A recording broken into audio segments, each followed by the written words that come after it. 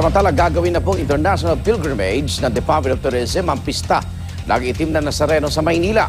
Ang tawag naman dito ng Manila Tourism Office is Spiritual Tourism.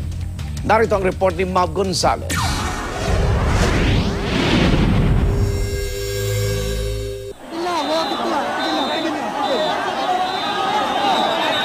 Taon, milyong-milyong deboto ang lumalahok sa pista ng Itim na Nazareno sa Quiapo, Maynila.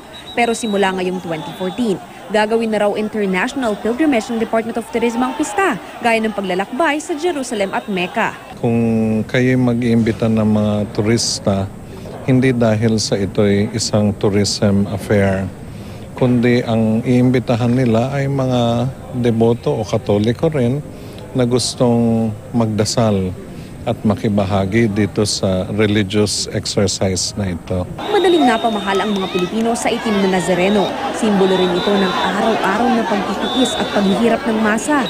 Ayon sa Manila Tourism Office, mapapabilang sa spiritual tourism ng lungsod ang pista ng Itim na Nazareno. Bahagi raw ito ng Tourism Development Plan ni Mayor Joseph Estrada. When it comes to devotion and intensity, it is absolutely world-class. But if you're going to market it to an international audience, you have to make sure that you have international standards of safety, and that also these people do not come in and intrude on the divinity of the thing itself. Pero di maiwasang may mga nagsasamantala sa dami ng tao, kaya kailangan daw lakihan ang mga kalsada at magdagdag ng security at infrastructure kung gagawin itong international pilgrimage.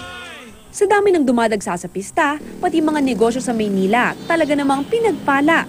Ang tindahan ni Aling John sa labas ng Quiapo Church, puno na ng religious relics dahil marami na raw bumibili. Yung nasa malalayo, di ba, mga souvenir.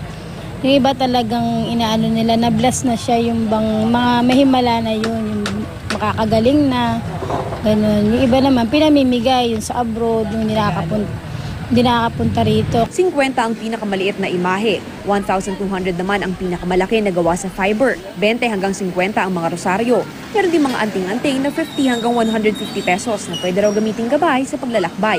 May maliliit na items na tigbe 20 pesos lang, tulad ng posters, prayer booklets, bracelets, kwintas, healing oil at panyong may disenyo ng poon. Ito raw ang karaniwang binibili ng mga foreigners na dumarayo dito dahil madaling bitbitin.